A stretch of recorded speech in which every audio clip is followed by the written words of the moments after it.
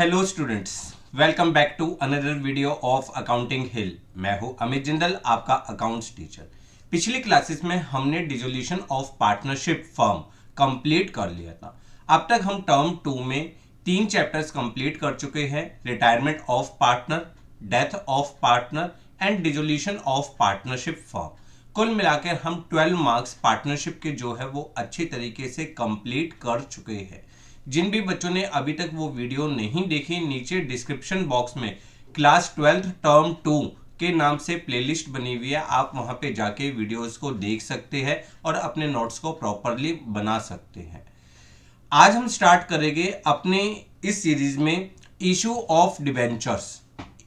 Debentures जो company account का part होता है, टर्म 2 में इसकी वेटेज 8 मार्क्स की है और 8 मार्क्स बहुत ज़्यादा सिंपल है, आप इजीली कवर अप कर सकते हो, कोई भी प्रॉब्लम नहीं आएगी। बहुत ही इजी चैप्टर है और बहुत ही ज़्यादा रिड्यूस्ड सिलेबस है। इसमें सिर्फ और सिर्फ इशू ऑफ डिबेंचर्स है, बहुत इजी चैप्टर।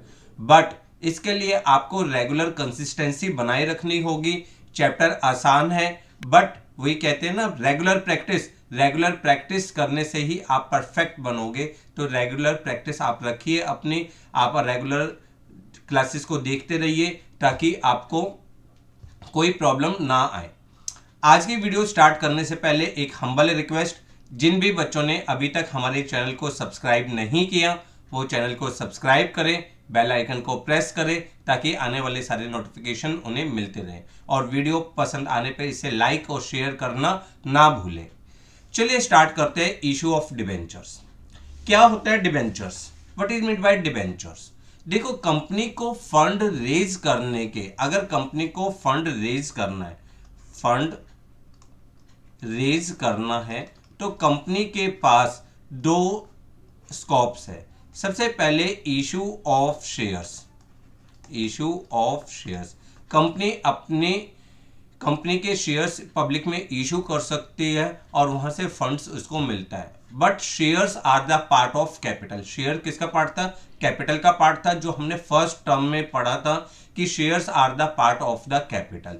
दूसरा वे होता है company can take the loan from the public by issuing debentures. Company public से लोन भी ले सकती है और वो लोन के बदले में अपने डिबेंचर्स इशू कर सकती है। तो डिबेंचर्स का मीनिंग क्या हुआ? डिबेंचर्स का मतलब हुआ debentures are the acknowledgement of the debts. Debenture are the acknowledgement of the debts या certificate of the debts taking the loan by company from the public से जब वो लोन लेती है तो उसके लिए वो डिबेंचर्स को इशू करती है, that is known as the debentures और शेयर्स में बेसिक डिफरेंस क्या है?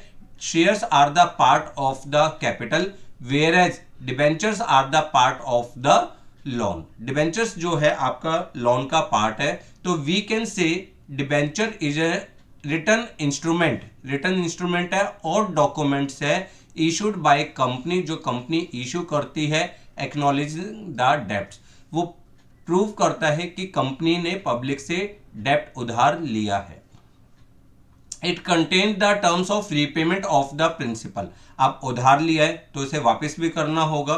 तो जब भी कंपनी अपने डिबेंचर्स को इशू करती है तो वहां पे रीपेमेंट की कंडीशन और इंटरेस्ट पेमेंट की कंडीशन को स्पेसिफाई कर देती है। It contains terms of payment of principal and also payment of interest, ठीक है, at a specified rate at the time of issue of debentures.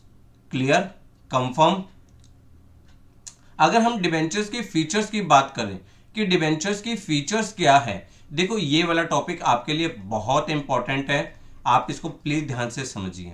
Debenture is a return document और certificate acknowledging the debts by company. जो हम बार बार कह रहे हैं कि जब भी कंपनी लोन लेती है पब्लिक से, वो उसके बदले में डिबेंचर्स इशू करती है। सबसे पहले अब लोन लिया है तो it is treated as the external liabilities. ये आपके लिए क्या होगी? एक्सटर्नल लाइबिलिटीज होगी या लॉन्ग टर्म बोरोइंग्स होगी। External liabilities means long term borrowings होगी।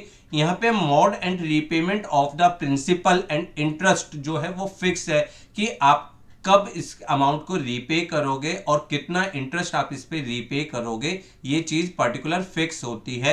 Rate of interest on debenture is specified, rate of interest जो है वो स्पेसिफाइड होता है। अ debenture is generally secured by charging on the assets. कई मैक्सिमम जो डिबेंचर्स है वो सिक्योर्ड होते हैं चार्ज्ड बाय असेट्स। ये हम टॉपिक अभी आगे पढ़ेंगे कि किसी भी असेट्स को मॉर्गेज कर दिया जाता है जब भी कंपनी डिबेंचर्स इशू करती है। इसका मतलब क्या हुआ? इसका मतलब हुआ अगर कंपनी फेल हो जाए, वो अपने अमाउंट को रीपे ना कर पाए, तो उस कंडीशन में उस असेट्स को बेचकर डिबेंचर होल्डर का अमाउंट लौटाया जाता है। Clear? And interest on debenture is charge against profit. ये हम आने वाले टॉपिक्स में पढ़ेंगे कि इंटरेस्ट यहां पे देना कंपलसरी होता है। जैसे dividend on shares is an appropriation of profit. अगर कंपनी को प्रॉफिट होगा तभी आप डिविडेंड दोगे, बट कंपनी को चाहे प्रॉफिट हो चाहे कंपनी को लॉस हो, उसको इंटरेस्ट पे करना ही पड़ेगा, इंटरेस्ट ऑन डिबेंचर्स पे करना पड़ेगा। क्लियर? अगर हम शेयर्स और डिबेंचर्स में आप डिफरेंस देखो कि what is the difference between the shares and debentures. सबसे पहले ओनरशिप की बात करते हैं। हमें पता है shares is the part of capital. Share क्या है? कैपिटल का पार्ट है। So share holder are the owner of the company. वो कंपनी के क्या हो गए? ओनर हो गए। Whereas debenture is the part of loan. Debenture क्या है? लोन का पार्ट है। So debenture holders are the creditors for the company. Company के लिए कौन है? क्रेडिटर्स या लेंडर्स। क्लियर? सेकंड, रिटर्न्स की बात करते हैं तो a share holder gets return in the form of dividend. Share holder किस फॉर्म में रिटर्न लेता है? डिविडेंड की फॉर्म में लेता है। Whereas debenture holder get interest on their debentures. जबकि डिबेंचर होल्डर को इंटरेस्ट मिलता है और वो भी फिक्स रेट पे मिलता है, which is charge against profit. जो चार्ज अगेंस्ट प्रॉफिट यानी कंपल्सरी टू पे even in case of loss. चाहे प्रॉफिट हो चाहे लॉस हो, हमें पे करना ही पड़ेगा। Third, repayment. नॉर्मली जो होता है शेयर्स जो होते हैं वो रीपेड नहीं होते during the life of the company. वो सिर्फ और सिर्फ कंपनी के वाइंडिंग अप के केस में, कंपनी जब बंद हो रही होती है तब हम शेयर्स की रीपेमेंट करते हैं। हालांकि प्रेफरेंस शेयर्स को रीपे किया जा सकता है on the due date, but debenture holders की रीपेमेंट की डेट पर्टिकुलर फिक्स होती है। हम आने वाले चैप्टर्स में पढ़ेंगे। जब हम ये चैप्टर को आगे कंटिन्यू करेंगे तो हम वहां पे पढ़ेंगे कि डिबेंचर्स जब भी इशू किया जाता है वो विद टर्म्स ऑफ रिडेम्पशन, कि डिबेंचर्स को हम किस तरीके से रिडीम करेंगे, ये सारी चीजें पहले से ही बताई जाती है। नेक्स्ट पॉइंट हमने पढ़ा था, shares can be issued either at par और premium. Shares never be issued at discount. Shares कभी भी डिस्काउंट पे इशू नहीं हो सकता। Whereas debentures can be issued at discount. Debentures जो है वो डिस्काउंट पे इशू किए जा सकते हैं। Debentures may be issued either at par, premium और डिस्काउंट। डिबेंचर्स को पार पे, प्रीमियम पे और डिस्काउंट पे इशू किया जा सकता है। Generally shares are unsecured. Shares जो होते हैं अनसिक्योर्ड होते हैं, सो दे बियर मोर रिस्क। इस कारण उनमें रिस्क ज्यादा होता है। जबकि debentures is normally secured. Debenture क्या होता है? नॉर्मली सिक्योर्ड होते हैं अगेंस्ट सम असेट्स। किसी असेट्स के अगेंस्ट सिक्योर होते हैं, तो यहाँ पे जो रिस्क फैक्टर है वो बहुत कम होता है। Clear? Equity share holder have a voting right in the company. Equity share holder के पास अपने वोटिंग राइट्स होते हैं, वो जनरल मीटिंग में वोटिंग्स कर सकते हैं। जबकि debenture holder do not have the voting rights. Debenture holder के पास कोई भी वोटिंग राइट नहीं होता। कन्वर्टिबिलिटी का पॉइंट देखा जाए तो shares never B convert into debentures. Shares को कभी भी डिबेंचर्स में कन्वर्ट नहीं किया जा सकता। Whereas debentures can be converted into the shares. Debentures जो है वो शेयर्स में कन्वर्ट किए जा सकते हैं। तो ये था difference between the shares and debentures. आपको मालूम होना चाहिए कि शेयर्स और डिबेंचर्स में क्या क्या डिफरेंस होता है। क्लियर? चलिए अब आगे पढ़ते हैं। Types of the debenture. Debenture अलग अलग तरीके के होते हैं। अगर हम सबसे पहले सिक्योरिटी पॉइंट ऑफ व्यू से बात करें, डिबेंचर की सिक्योरिटी पॉइंट ऑफ व्यू से बात करें तो debentures are classified into 2 categories. Debentures को हमने 2 कैटेगरी में डिवाइड किया है, वन सिक्योर डिबेंचर और अदर अनसिक्योर डिबेंचर।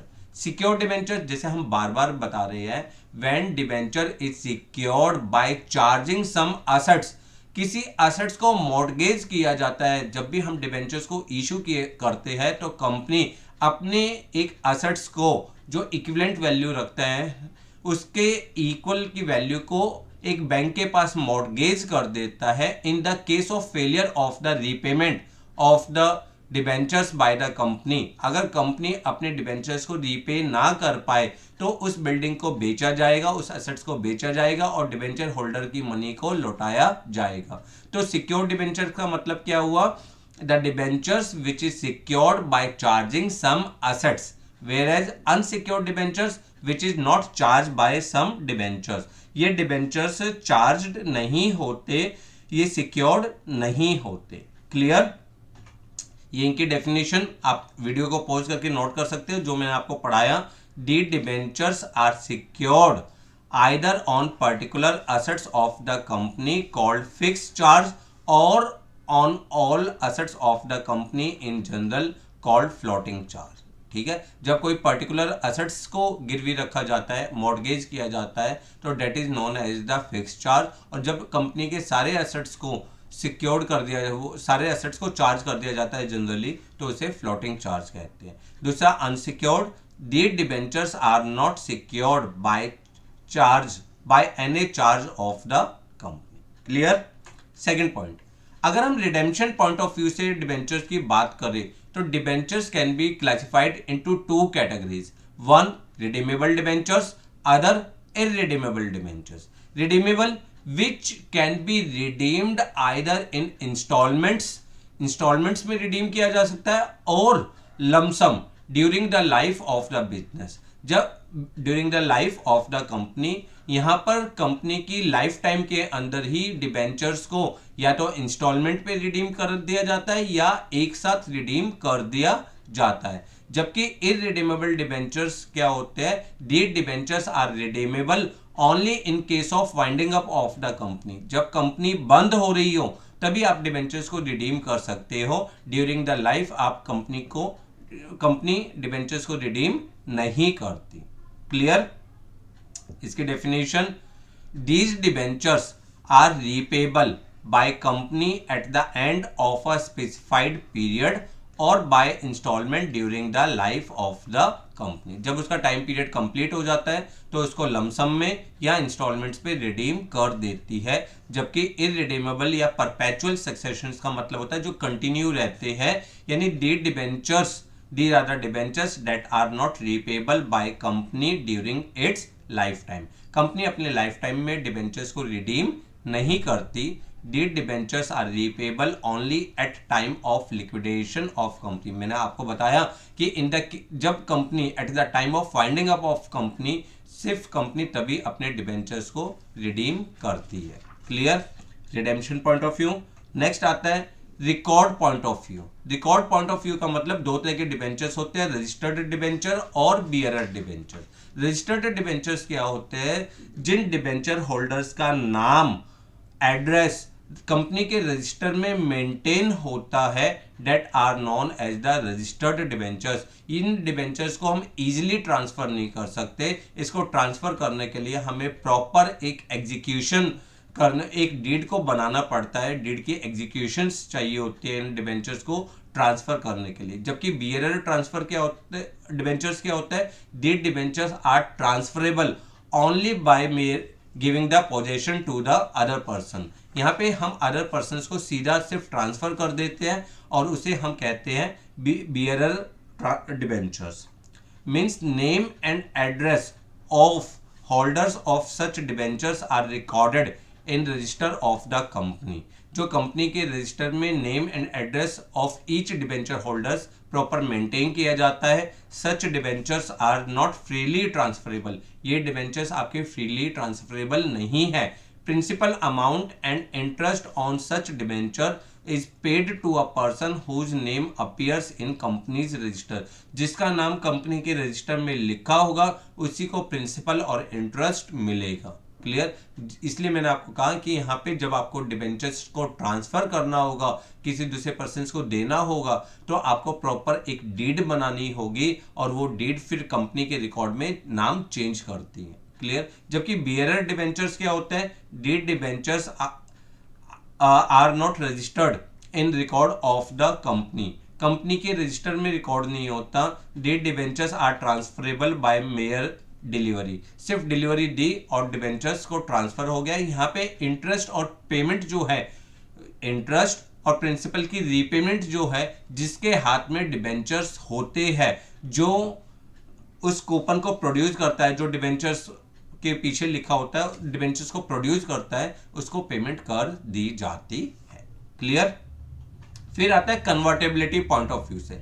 देखो हमने कितने पॉइंट्स पढ़े। हमने पढ़ा सिक्योरिटी पॉइंट ऑफ व्यू, हमने दूसरा पढ़ा रिडीमेबल पॉइंट ऑफ व्यू, तीसरा हमने क्या पढ़ा कि आपका रिकॉर्ड पॉइंट ऑफ व्यू। अब चौथा है convertible point of view. Convertible point of view means आप अपने डिबेंचर्स को अगर आगे आने वाले टाइम में नए डिबेंचर्स या नए शेयर्स में कन्वर्ट कर सकते हो, तो date are known as convertible debenture. The debentures which can be converted into the new debentures और shares are known as convertible debentures. अगर कंप्लीट वैल्यू सारे के सारे डिबेंचर्स को हम कन्वर्ट कर सकते हैं into the new securities, that are known as fully convertible debentures. और अगर हम उसका कुछ पार्ट कन्वर्ट कर सकते हैं तो date are known as partly convertible debentures. जबकि नॉन कन्वर्टेबल डिबेंचर्स क्या होता है? These debentures can not be convert into the new shares और न्यू डिबेंचर्स। इन डिबेंचर्स को हम नए शेयर्स और नए डिबेंचर्स में कन्वर्ट नहीं कर पाते। क्लियर? Convertible debentures are those debentures which are convertible into shares. मैं आपको पहले मीनिंग समझा रहा हूं, फिर आपको डेफिनेशन भी दे रहा हूं ताकि आप स्क्रीन को पॉज करिए और अपने डेफिनेशंस वगैरह प्रॉपर नोट करिए। ठीक है?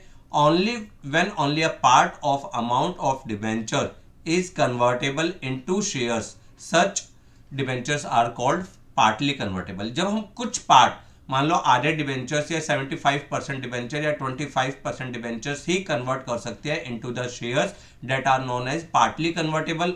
और हम सारे के सारे डिबेंचर्स को कन्वर्ट कर सकते हैं नए डिबेंचर्स या नए शेयर्स में, तो date are known as fully convertible debentures. Clear? जबकि नॉन कन्वर्टेबल डिबेंचर्स क्या है? These can not be converted into the shares. ये शेयर्स में कन्वर्ट नहीं हो सकते।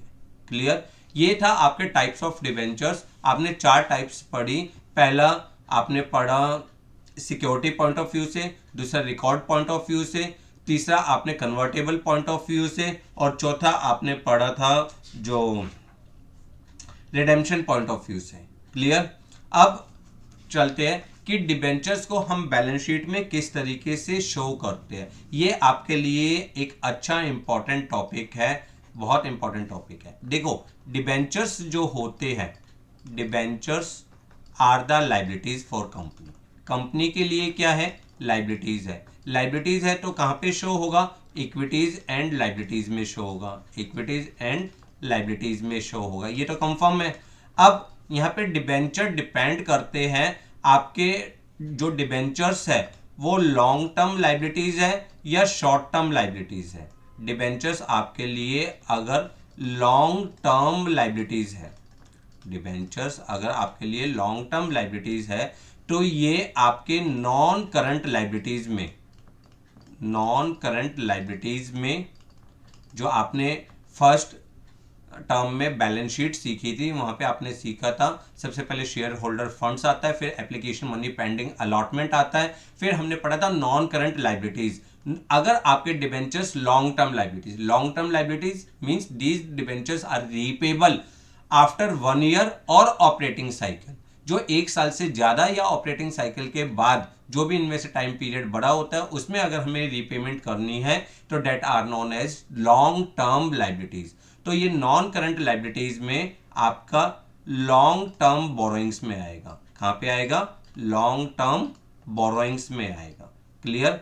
दूसरा पॉइंट आपके लिए क्या है कि डिबेंचर्स अगर आपकी करंट लाइबिलिटीज है, डिबेंचर्स आपके लिए अगर करंट लाइबिलिटीज है, current liabilities means these are payable within 1 year और ऑपरेटिंग साइकिल। आपने शॉर्ट टर्म्स के लिए अगर डिबेंचर्स को इशू किया है तो ये करंट लाइबिलिटीज के, करंट लाइबिलिटीज में शॉर्ट टर्म बोरोइंग्स में आएगा, शॉर्ट टर्म बोरोइंग्स में। Clear, confirm. चलिए देखते हैं एक एक करके। When debentures are long term borrowings, ये मींस नॉन करंट लाइबिलिटीज है। मैंने आपको बताया अगर डिबेंचर्स नॉन करंट लाइबिलिटीज है तो ये नॉन करंट लाइबिलिटीज के सब हेड, कौन सा सब हेड में, लॉन्ग टर्म बोरोइंग्स में आएगा। बट डिबेंचर्स को हम लॉन्ग टर्म बोरोइंग्स कब कहते हैं, when they are due for redemption after 12 months, जब वो 12 मंथ्स के बाद रिडीम करना हो तो उस, या ऑपरेटिंग साइकिल के बाद हमें रिडीम करना हो, विच एवर इज मोर, उससे हम कहते हैं लॉन्ग टर्म बोरोइंग्स। और बैलेंस शीट में कैसे शो होगा, बैलेंस शीट आप बनाओगे, यहाँ इक्विटीज एंड लाइबिलिटीज लिखोगे, इक्विटीज एंड लाइबिलिटीज में लॉन्ग टर्म बोरोइंग्स लिखोगे, सॉरी नॉन करंट लाइबिलिटीज लिखोगे, नॉन करंट लाइबिलिटीज में आप लिखोगे लॉन्ग टर्म बोरोइंग्स। और इसका नोट नंबर बनाना पड़ेगा क्योंकि डिटेल हम नोट टू अकाउंट्स में देखते हैं। फर्स्ट टर्म में हमने सीखा था, नोट टू अकाउंट्स में हम लॉन्ग टर्म बोरोइंग्स लिखेंगे, फिर यहाँ पे लिख देंगे 10,000 9% debentures of 100 each 10 lakh rupees. Clear, अगर डिबेंचर्स आपका लॉन्ग टर्म बोरोइंग्स हो।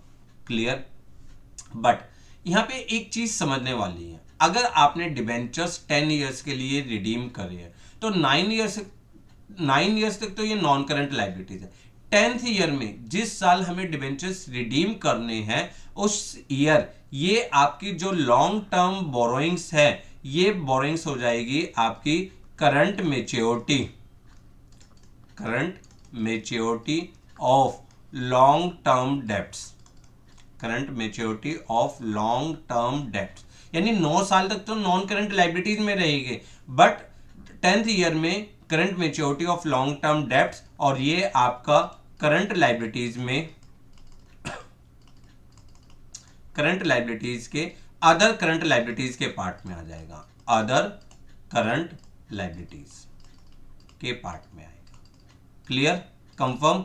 मैंने क्या कहा, जब डिबेंचर्स लॉन्ग टर्म बोरोइंग्स है तो जब तक वो 12 मंथ्स से ज्यादा टाइम पीरियड कंटेन करेगा, यानी नॉन करंट लाइबिलिटीज हमारे लिए है, तो हम इक्विटीज एंड लाइबिलिटीज के नॉन करंट लाइबिलिटीज में लिखेंगे। बट अगर 10 ईयर्स के लिए हमने डिबेंचर्स को रिडीम किया है और 10th ईयर में आपकी मेच्योरिटी आ रही है तो 10th ईयर में ये नॉन करंट लाइबिलिटीज से आपका शिफ्ट हो जाएगा, कहां पे शिफ्ट हो जाएगा, करंट लाइबिलिटीज में शिफ्ट हो जाएगा, और उसके अदर करंट लाइबिलिटीज में आप लिख दोगे current maturity of long term debts.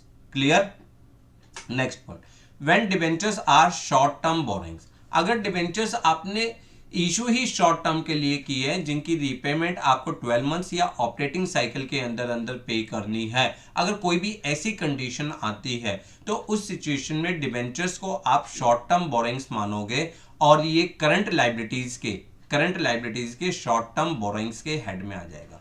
देखो इसमें और current maturity of long term debts उसमें फर्क है, यहाँ पे डिबेंचर्स ही आपने इशू किए हैं फॉर लेस देन 1 ईयर या ऑपरेटिंग साइकिल से के अंदर अंदर रीपेमेंट करनी है, वहां पे डिबेंचर्स आपने 10 साल के लिए इशू करे थे पर 10th ईयर में वो मेच्योरिटी आने वाली है इसलिए वो करंट लाइबिलिटीज में शिफ्ट हुई, वहां पे current liabilities other current liabilities में current maturity of long term debts, जबकि यहां पर आपके लिए शॉर्ट टर्म करंट लाइबिलिटीज के शॉर्ट टर्म बोरोइंग्स वाले हेड में आ जाएगा। तो आप इसको किस तरीके से शो करोगे, equities and liabilities, current liabilities, short term borrowings, और शॉर्ट टर्म बोरोइंग्स का आप नीचे नोट बना दोगे। क्लियर, तो आज आपने क्या सीखा, आपने सीखा what is meant by debentures, debentures किसे कहते हैं, what is the difference between the shares and debentures, shares और डिबेंचर्स में क्या डिफरेंस है, what are the features of debentures, debentures की फीचर्स क्या है, what are the various types of debentures, debentures की अलग अलग टाइप्स किसे कहते हैं, क्या होती है, किस डिबेंचर का क्या मीनिंग होता है, और how we disclose the debenture into the balance sheet, balance sheet में किस तरीके से शो करते हैं। आज की क्लास आपके बेसिक के लिए बहुत इंपॉर्टेंट है, इस क्लास को आप पढ़ के रखिए। आज के लिए बस इतना ही। नेक्स्ट क्लास में हम स्टार्ट करेंगे इशू ऑफ डिबेंचर्स की जर्नल एंट्रीज, जिसमें हम अलग अलग कंडीशन सीखेंगे।